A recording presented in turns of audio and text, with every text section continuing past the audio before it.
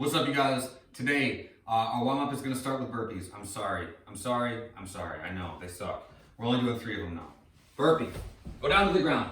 Come back up, jump and clap overhead. I know they're not fun, but they're a great way to get warmed up, so it's all good. You'll be fine. After we do our burpees, we're going to do stepping mountain climbers. So I go to a plank, just don't run through them. So typically, if we're doing a workout, you can kind of run. When I say stepping, I just mean that you're just going to go slowly. Try to get your knee all the way up to your elbow at the top of each rep. When we get done with those, we're going to stand up. We're gonna do some squats, but we're gonna lock our arms out above us. Work to keep your elbows locked out. Arms alongside your ears, belly stays tight, hips go back, knees go out, squat down, and then stand back up. We finish with a side plank, so we'll do one on each side. Hand underneath your shoulder, body in a straight line. You can put your hand on your hip if you're feeling fancy. If you're feeling even fancier, you can put your hand all the way up to overhead. Oh man, fancy. All right, nice and easy there, 10 seconds per side, no big deal.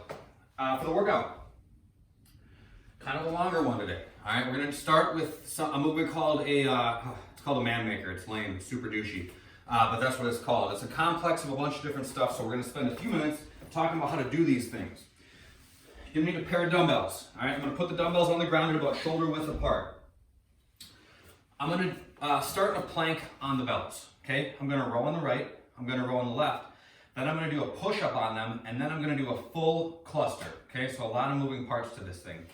When we row, this is the motion. My elbow comes straight up, okay? Comes straight back behind me. I'm not pulling it out to the side. I'm not pulling like up to my shoulder. Straight back, like so, okay? Alternate on each side. The push-up is the same motion, okay? I'm just working to push instead of pull, all right? So I go to a plank. If you need to go a little bit wider than a typical plank with your feet for this, that's all good, but try not to go too wide. I'm gonna pull the dumbbell up on the right, set it back down, pull up on the left, and then set it back down, do a push-up.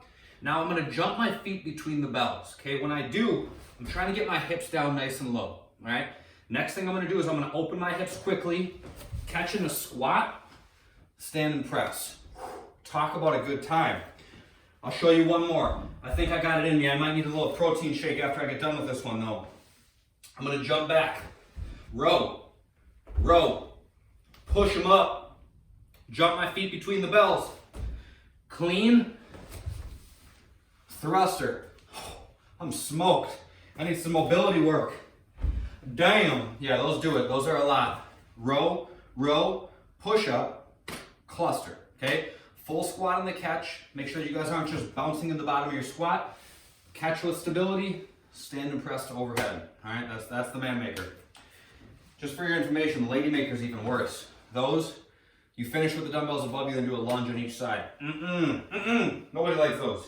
After that, front rack step-ups. All right, I got what looks like some kind of like, this looks like something they use in the circus for like tricks with like a seal. I don't know why I think of that, but that's what I think of. Nobody judge me.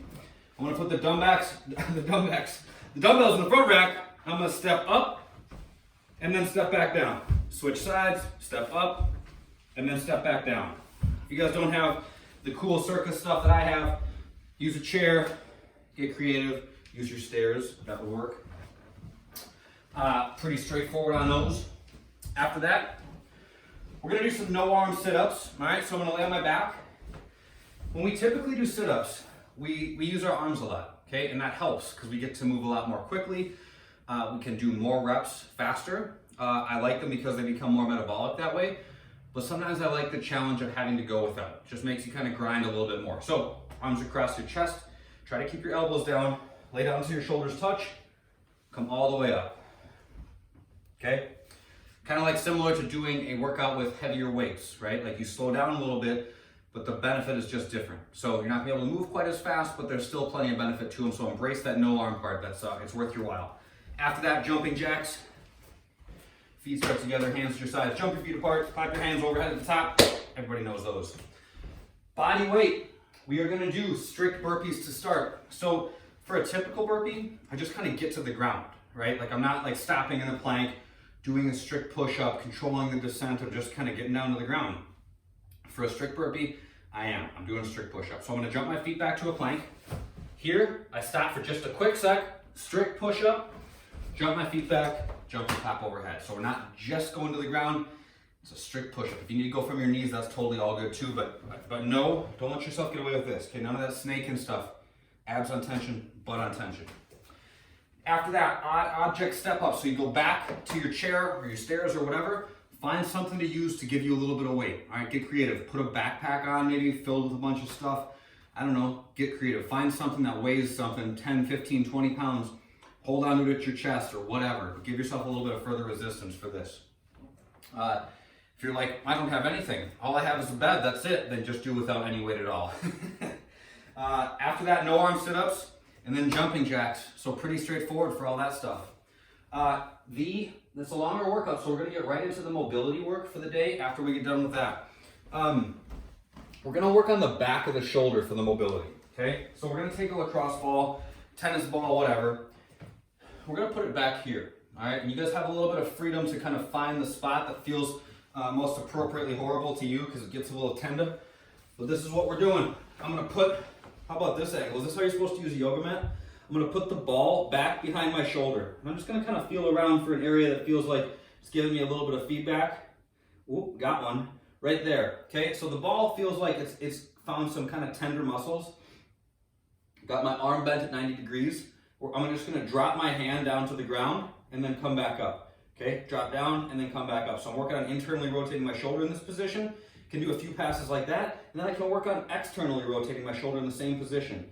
And when I go those different directions, it changes the way that the ball affects those muscles, okay? So I'm gonna do a few passes internally, a few passes externally, and then I'm gonna move the ball. I'm gonna find some new stuff to torture. Go internal a few times, nice and slow. Don't force the range. What you'll see is that if you go too far, your shoulder wants to come way up like this. That's not helping you out any. So just go as far as you can, keeping your shoulder down, and then come back up, work on a few the opposite way, and do 3 minutes per side.